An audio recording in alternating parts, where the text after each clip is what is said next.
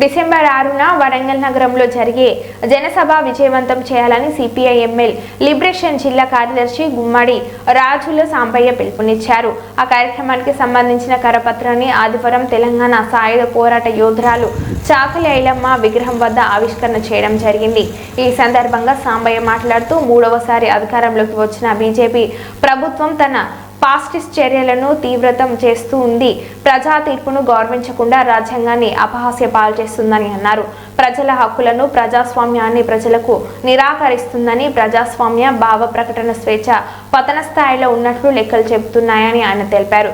రాజ్యాంగ స్ఫూర్తికి విరుద్ధంగా రాష్ట్రాల హక్కులను కాలరాస్తున్నారని, ఒకే దేశం ఒకే ఎన్నికలు జామిలి పేరుతో ప్రజల దృష్టి మళ్లిస్తుందని దుయ్యబట్టారు.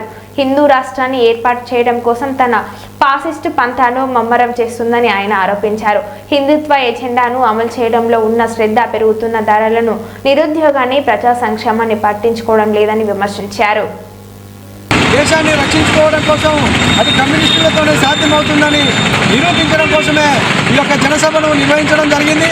కావున అశేష ప్రజానీకం అంతా కూడా ఆ యొక్క జనసభకు విచ్చేసి ఆ కార్యక్రమాన్ని విజయవంతం చేయాల్సిందిగా జనగామ జిల్లా కమిటీ వైపున ఎక్కువ ధన్యవాదాలు తెలియజేస్తా ఉన్నాం.